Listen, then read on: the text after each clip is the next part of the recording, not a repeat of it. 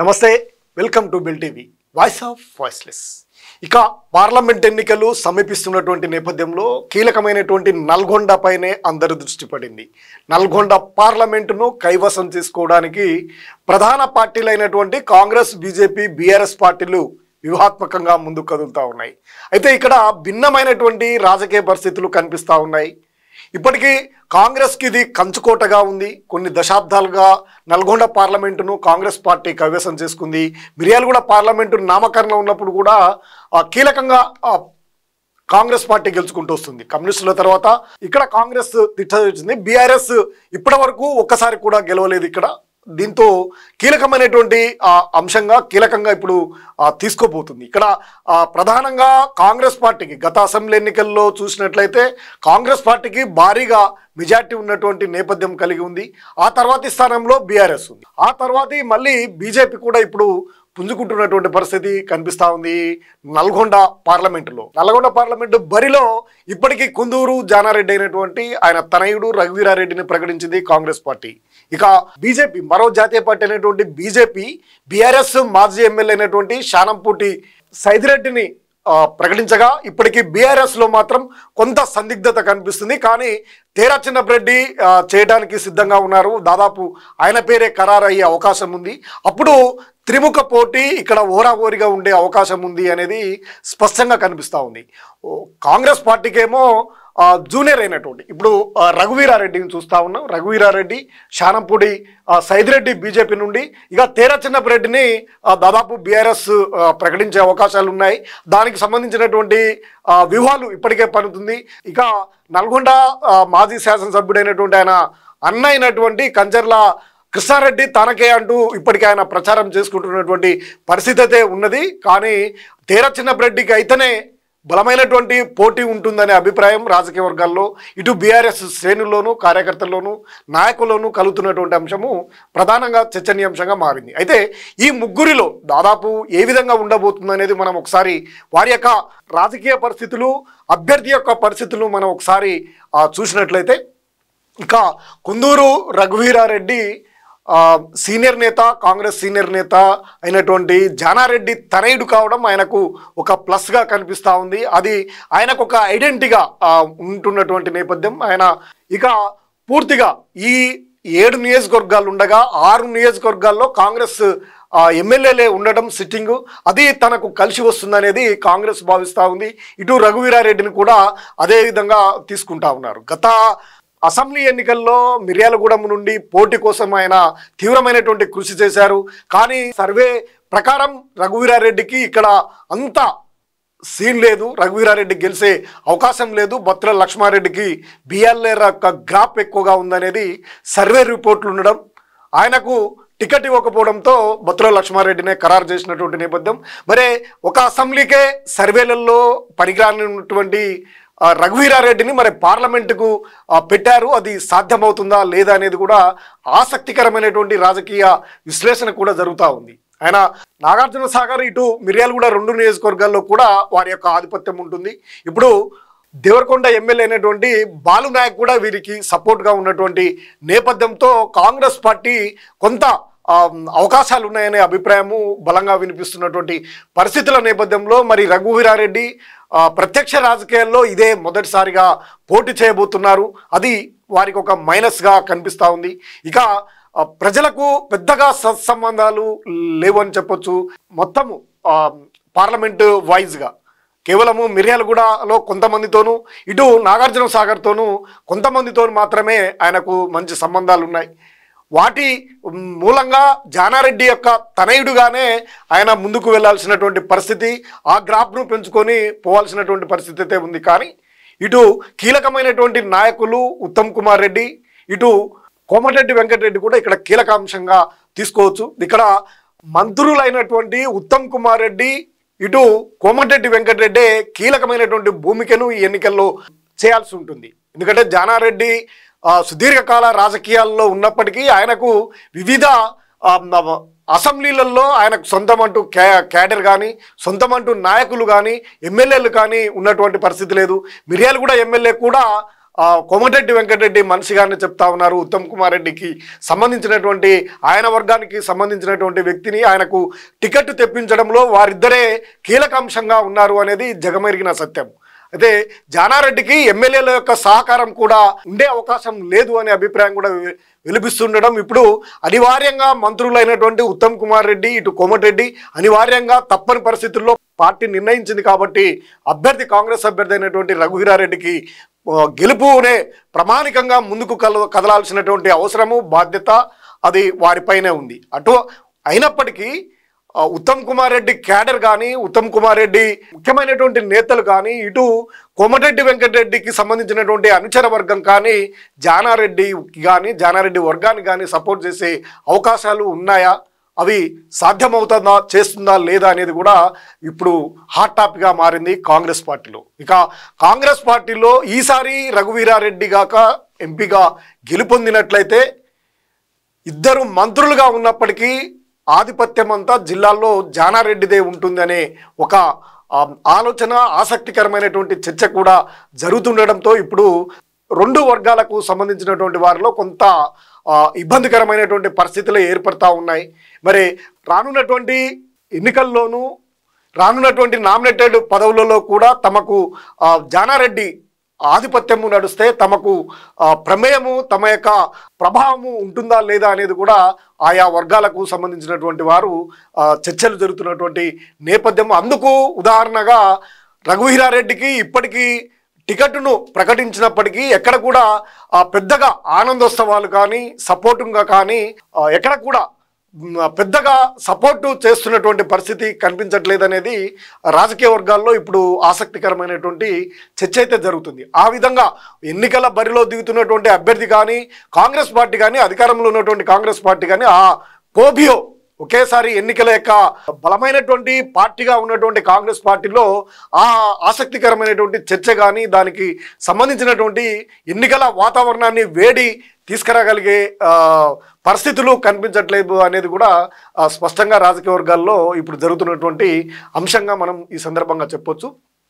కొన్ని ప్లస్లు ఉన్నప్పటికీ వారికి కూడా జానారెడ్డి తనయుడు కావడం కూడా ఆయన కొన్ని మైనస్గా కనిపిస్తూ ఉన్నాయి కాంగ్రెస్ అభ్యర్థికి అనే అభిప్రాయం కూడా బలంగా వినిపిస్తుంది. ఏది ఏమైనప్పటికీ కాంగ్రెస్ పార్టీ ఇక్కడ బలమైనటువంటి శక్తిగా ముందుకు సాగుతూ ఉంది.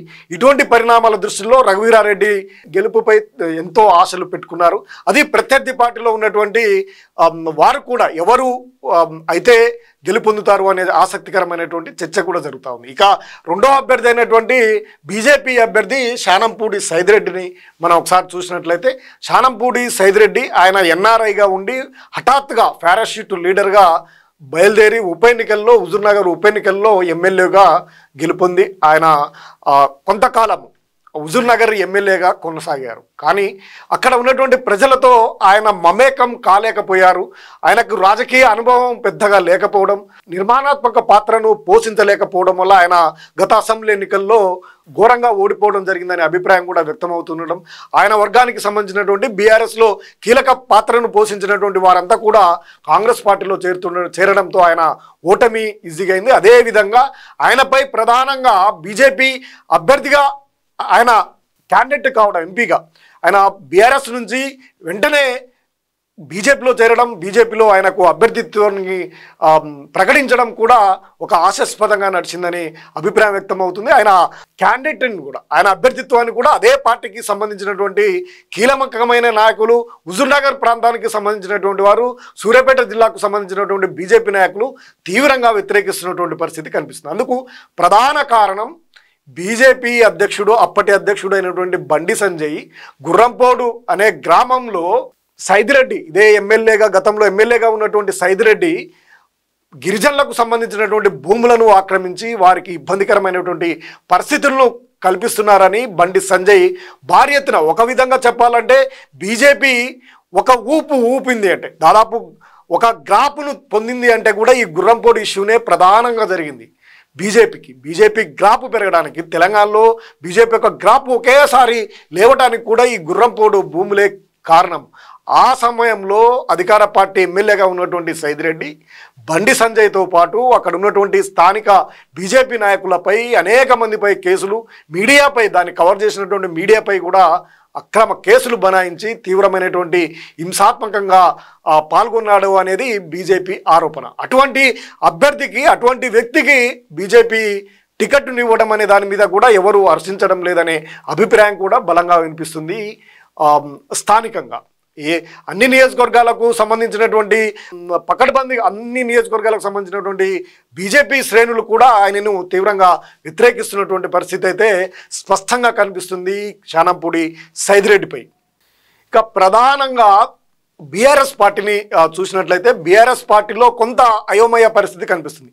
ఈ 7 నియోజకవర్గాల్లో కూడా ఓటమి చెందినప్పటికీ కాంగ్రెస్ తర్వాత 2వ స్థానంలో ఉండేది బీఆర్ఎస్ పార్టీ అనేది స్పష్టంగా మనకు కనిపిస్తూ ఉంది. ఇక్కడ ఉన్నటువంటి పరిస్థితుల నేపథ్యంలో అభ్యర్థిత్వం పైన ఇప్పుడు ఆసక్తికరమైనటువంటి చర్చ జరుగుతుంది. గతంలో గుత్తా సుఖేందర్ రెడ్డి తనయుడు అమిత్ రెడ్డి ప్రయత్నం చేశారు. అమిత్ రెడ్డిని ఈ పార్లమెంటు నియోజకవర్గంలో ఉన్నటువంటి మాజీ ఎమ్మెల్యేలంతా వ్యతిరేకించడం, గుత్తా సుఖేందర్ రెడ్డి వల్లనే తాము ఓడిపోయామంటూ అధిష్టానానికి ఫిర్యాదు చేయడంతో ఆయన వెనుదిరిగారు. ఇక ఆ తర్వాత పారిశ్రామికవేత్త అయినటువంటి తేర చిన్నపరెడ్డి పేరు తెరపైకి వచ్చింది. ఆయన పేరునే పరిశీలించాలని అన్ని నియోజకవర్గాలకు చెందినటువంటి మాజీ ఎమ్మెల్యే ఒక్కళ్ళిద్దరు తప్ప మిగిలినటువంటి వారంతా కూడా తేర చిన్నపరెడ్డికే సపోర్ట్ చేస్తూ ఆయన అభ్యర్థిత్వానికే సపోర్ట్ చేసినటువంటి నేపథ్యం. నల్గొండ పార్లమెంటు రివ్యూ సమావేశంలోనూ అదేవిధంగా ముఖ్యులు కూర్చొని మాట్లాడినటువంటి కేసీఆర్ సమీక్షంలో జరిగినటువంటి సమీక్షా సమావేశంలో కూడా తేర చిన్నపరెడ్డికే సపోర్ట్ చేయడం, అది ఈ జిల్లాలో ఉన్నటువంటి మాజీ మంత్రి అయినటువంటి జగదీశ్వర్ రెడ్డి కూడా తేర చిన్నపరెడ్డికే సపోర్ట్ చేస్తూ ఆయన అభ్యర్థిత్వానికి బలపరిచే విధంగా ఆయనతో చర్చలు జరిపి వ్యూహాలను పనినటువంటి నేపథ్యం గతంలో జరిగింది. హఠాత్తుగా కవిత అరెస్టు తర్వాత సందిగ్ధంలో పడిపోయిన ఆ సందర్భంలో ఇక తేర చిన్నపరెడ్డిపై బీజేపీలో చేరుతున్నారంటూ మరొక ప్రచారం రావడంతో బీఆర్ఎస్ శ్రేణుల్లోనూ కార్యకర్తల్లోనూ ఇటు నాయకుల్లోనూ కొంత అయోమయమైనటువంటి పరిస్థితి ఏర్పడ్డది. దీంతో బీఆర్ఎస్ అభ్యర్థిపైన ఇప్పుడు ఉత్కంఠత నెలకొంది. కాంగ్రెస్ రాజకీయ పరిస్థితులు ఆ విధంగా ఉంటే బీఆర్ఎస్లో బలమైనటువంటి అభ్యర్థి ఉన్నట్లయితే ఆ వర్గపోరు బీఆర్ఎస్కు కలిసి వస్తుందనే అంశం కూడా ఉన్నటువంటి పరిస్థితుల నేపథ్యంలో ఇక తేర చిన్నపరెడ్డి సందిగ్ధత ఉన్నటువంటి పరిస్థితుల నేపథ్యంలో ఇక తెరపైకి నల్గొండ మాజీ ఎమ్మెల్యే అన్న అయినటువంటి కంచర్ల కృష్ణారెడ్డిని తెర మీదకి తీసుకొచ్చారు రాజకీయ శ్రేణులు. దీంతో పార్టీ శ్రేణులంతా అయోమయానికి గురయ్యారు. కృష్ణారెడ్డికి గాక టికెట్ ఇచ్చినట్లయితే తాము తట్టాబుట్ట చదువుకొని కాంగ్రెస్ పార్టీలో చేరడానికి సిద్ధమవుతున్నారట. నల్గొండ అసెంబ్లీ నియోజకవర్గంలో ఉన్నటువంటి ఈ కంచర్ల బ్రదర్స్కు గిట్టని వాళ్ళు, గిట్టని వారు కంటే కంచర్ల యొక్క బాధితులు, కంచర్ల బ్రదర్స్ యొక్క బాధితులు తట్టబుట్ట చదువుకొని వెళ్ళిపోవడానికి సిద్ధమవుతున్నారట. అయితే ఈ విషయంపై తేర చిన్నపరెడ్డిని బెల్టీవీ సంప్రదించడం జరిగింది. కానీ నేను ఏ పార్టీలో చేరడం లేదు, బీఆర్ఎస్ నుండే నేను పోటీ చేయడానికి సిద్ధంగా ఉన్నట్టు ఆయన ఘంటాపదంగా బెల్టీవీకి చెప్పడం జరిగింది. దీంతో ఇప్పుడు ఆసక్తికరమైనటువంటి చర్చ కూడా జరుగుతూ ఉంది నల్గొండ పార్లమెంటులో.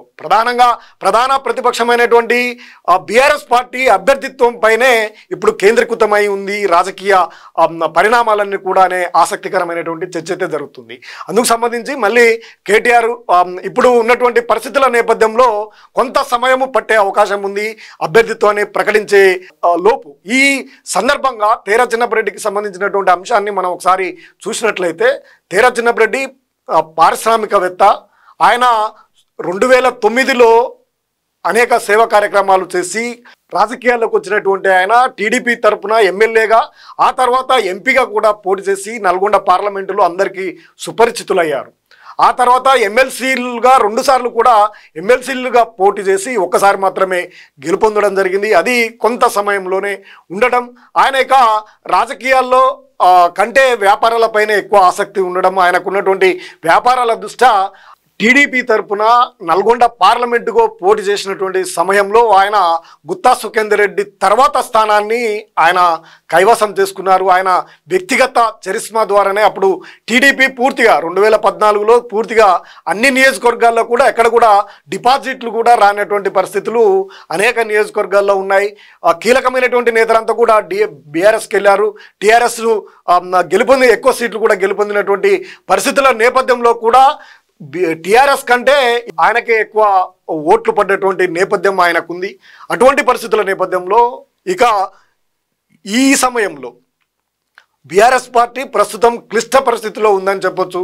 అధికారాన్ని కోల్పోయి 7 అసెంబ్లీ నియోజకవర్గాలు ఉంటే ఒక్క నియోజకవర్గంలోనే జగదీశ్వర్ రెడ్డి మాత్రమే గెలిచి ఓటమి చెందినటువంటి పరిస్థితులు ఉన్నటువంటి ఈ పరిస్థితులలో ఆర్థికంగా ఇటు పారిశ్రామికంగా పటిష్టంగా ఉన్నటువంటి తేరా చిన్నపరెడ్డి, అదేవిధంగా అందరికీ సుపరిచితుడైనటువంటి తేరా చిన్నపరెడ్డి అయితేనే గట్టెక్కగలము అనే పరిస్థితి బీఆర్ఎస్ శ్రేణుల్లో ఆసక్తికరమైనటువంటి చర్చ జరుగుతూ ఉంది. అటువంటి పరిస్థితుల్లో మరి దాదాపు ఆయన పేరునే పరిగణలోకి వచ్చి ఆయననే అభ్యర్థిగా ప్రకటించినట్లయితే కొంత కాంగ్రెస్కు కళ్ళెం వేసే అవకాశాలు స్పష్టంగా కనిపిస్తుందనే అభిప్రాయం కూడా వ్యక్తమవుతుంది. ఎందుకంటే ఆయన నాగార్జున సాగర్ నియోజకవర్గానికి చెందినటువంటి వ్యక్తి అయి ఉండడం, అదే నియోజకవర్గంలో కాంగ్రెస్ పార్టీ అభ్యర్థి రఘువీరారెడ్డిది అదే నియోజకవర్గం కావడంతో అక్కడ కట్టడి చేయొచ్చు అనే అభిప్రాయం కూడా వ్యక్తమవుతుంది. తేరా చిన్నపరెడ్డిపై అభిమానులు, అదేవిధంగా గతంలో ఓటమి చెందారనే సానుభూతి ఆయనపై ఉంది. గతంలో ఆర్థికపరమైనటువంటి సహాయ సహకారాలు ఆయన అందించినటువంటి పరిస్థితుల నేపథ్యంలో అవన్నీ కూడా ఆయనకు ప్లస్ అయ్యే అవకాశం ఉండడం. ఇప్పుడు రఘువీరారెడ్డికి ఈ నాగార్జున సాగర్ నియోజకవర్గాన్ని చూస్తే జానారెడ్డి సుదీర్ఘకాలంగా ఆ నియోజకవర్గంపై పట్టును సాధించి అనేక కీలకమైనటువంటి పదవులను అనుభవించడం జరిగింది. ఆ తర్వాత ఇప్పుడు గత అసెంబ్లీ ఎన్నికల్లో ఆయన చిన్న కుమారుడు అయినటువంటి జయవీర్ రెడ్డిని గెలుపొందించారు భారీ మెజార్టీతో ఆ ప్రాంత ప్రజలు. ఇప్పుడు రఘువీరారెడ్డి మళ్ళీ జానారెడ్డి తనయుడు అన్నటువంటి రఘువీరారెడ్డికే ఎంపీగా కూడా అవకాశం రావడంతో ఇప్పుడు ఆసక్తికరమైనటువంటి చర్చ జరుగుతూ ఉంది. ఇప్పుడు ప్రతి ఒక్క పదవి వారి కుటుంబంకేనా, మరొకరికి లేదా అనే అభిప్రాయం కూడా ఇప్పుడు ఆసక్తికరమైనటువంటి చర్చ జరుగుతున్నటువంటి నేపథ్యం. అదే నియోజకవర్గానికి చెందిన పారిశ్రామికవేత్త అయినటువంటి తేరా చిన్నపరెడ్డి కావడంతో కొంత బీఆర్ఎస్ పార్టీ నుండి అధికార పార్టీలోకి వెళ్లకుండా కట్టడి చేసే అవకాశం ఉంది. బీఆర్ఎస్ శ్రేణులు హుషారుగా పనిచేయటం వల్ల అక్కడ కాంగ్రెస్ యొక్క మెజార్టీని తగ్గించే అవకాశము బలంగా ఉంది. అక్కడ అవకాశం వస్తే తనకే బీఆర్ఎస్కే మెజార్టీ వస్తుంది అనే అభిప్రాయం కూడా బీఆర్ఎస్ శ్రేణులు చెప్తున్నటువంటి పరిస్థితులు. అక్కడ ఉన్నటువంటి సామాజిక సమీకరణల నేపథ్యంలో జానారెడ్డి కుటుంబంపై ఉన్నటువంటి వ్యతిరేకతతో లాభపడే అవకాశం ఉందనేది బీఆర్ఎస్ ఎత్తుగడగా కనిపిస్తుంది. ఇక మిర్యాలగూడెంలో కూడా ఆయన కీలక భూమికను పోషించినటువంటి సుపరిచితంగా ఉన్నటువంటి పరిస్థితులు, బంధుత్వాలు ఇవన్నీ కూడా తేరా చిన్నపరెడ్డికి కలిసి వచ్చే అంశంగా చెప్తా ఉన్నారు. స్థానిక సంస్థల ఎమ్మెల్సీ ఎన్నికల్లో పోటీ చేసినప్పుడు అన్ని పార్టీలకు సంబంధించినటువంటి ప్రజాప్రతినిధులకు ఆయన సహాయ సహకారాలు కూడా అందించారు కాబట్టి ఆ సానుభూతి అంతా కూడా అతనికి వస్తుంది అనే అభిప్రాయము బలంగా వినిపిస్తుండడం. ఇక ఈ సమయంలో ఇప్పుడున్నటువంటి పరిస్థితులలో రెండో పంట నీటికి సంబంధించినటువంటి అంశము కీలకంగా మారే అవకాశం ఉంది. ఎందుకంటే రైతులకు సంబంధించినటువంటి అంశం, ఆయకట్టులో రెండో పంటను వేసినటువంటి రైతులు తీవ్రమైనటువంటి మనోవేదనకు గురవుతా ఉన్నారు. ఇక్కడ అనేక పంట పొలాలు, చేతికొచ్చినటువంటి పంట పొలాలు నిట్ట నిలువున ఎండిపోయి తీవ్రమైనటువంటి అగాధంలోకి రైతాంగం వెళ్ళిపోయింది. నీటి ఎద్దడి కూడా ఏర్పడే అవకాశం ఉంది. ఇక మండు వేసవిలో మే నెలలో జరుగుతున్నటువంటి ఈ ఎన్నికలు మే నెలలో ఇంకా నీటి ఎద్దడి తీవ్రత కూడా ఎక్కువగా అయ్యే అవకాశం ఉండడం, ఇప్పుడు కూడా నీటి ఎద్దడిని ఎదుర్కొని ఈ ఆయకట్టు ప్రాంతము ఇప్పుడు నీటి ఎద్దడికి కృష్ణా పరివాహక ప్రాంతమైనటువంటి నీటి వనరులు ఉన్నటువంటి ప్రాంతం ఇప్పుడు నీటి ఎద్దడి ఎదుర్కోబోయే సమస్య తీవ్రంగా కూడా పరిగణించి అది కాంగ్రెస్ పార్టీపై వ్యతిరేకత బీఆర్ఎస్ పార్టీలో బలమైనటువంటి నాయకుడు ఉన్నట్లయితే అది ప్లస్గా మారే అవకాశం ఉందనే ఆసక్తికరమైనటువంటి చర్చ కూడా ఇక్కడ జరుగుతుంది. నల్గొండ పార్లమెంటు ఇక్కడ కృష్ణా పరివాహక ప్రాంతాల్లోనే 5 నియోజకవర్గాలు కీలకంగా ఉన్నాయి. ఈ 5 నియోజకవర్గాల్లో కూడా కరువు, అదేవిధంగా నీటి ఎద్దడి, పంటలు ఎండిపోయినటువంటి పరిస్థితి, ఇప్పటి వరకు రైతు బంధు కూడా రాకపోవడం, రైతుల్లో కూడా కాంగ్రెస్పై కొంత వ్యతిరేకత ఉంది. రైతులలో గతంలో కేసీఆర్ ఉన్నటువంటి సమయంలో రైతు బంధు వెంటనే వచ్చేది, కానీ ఇప్పుడు రైతు బంధు రాకపోవడం, నీటికి సంబంధించినటువంటి అంశంలో కాంగ్రెస్ కనీసం పట్టించుకోలేదు. కనీసము ఎండిపోయినటువంటి పొలాలను ఎమ్మెల్యేలు కానీ, మంత్రులు కానీ, లోకల్ ప్రజాప్రతినిధులు కానీ ఎవరు కూడా కన్నెత్తి కూడా చూడని పరిస్థితి ఉండడంతో బీఆర్ఎస్ దాన్ని క్యాష్ చేసుకునే అవకాశం కూడా స్పష్టంగా కనిపిస్తుంది. ఈ పరిణామాలన్నింటినీ ఓటమిని దృష్టిలో పెట్టుకొని బీఆర్ఎస్ తీరచినరెడ్డిని బరిలోకి దింపినట్లయితే ఇక్కడ ఓరావరి పోరు, ఇటు కాంగ్రెస్కు బీఆర్ఎస్ రెండు పార్టీల మధ్య ఓరావరి పోరు ఉంటుంది అనే అభిప్రాయం కూడా వ్యక్తమవుతుంది. బీఆర్ఎస్ శ్రేణులు కూడా గత ఓటమిని జీర్ణించుకోలేని వారు ఈ సమయంలో ఈ ఎన్నికల్లో తమ సత్తాను చాటాలని వ్యూహాత్మకంగా ముందుకు కదులుతూ ఉన్నారు గ్రామీణ ప్రాంతాల్లో ఉన్నటువంటి బీఆర్ఎస్ శ్రేణులు. మరిన్ని అప్డేట్ కోసం చూస్తూనే ఉండండి bell TV, voice of voiceless. నమస్తే.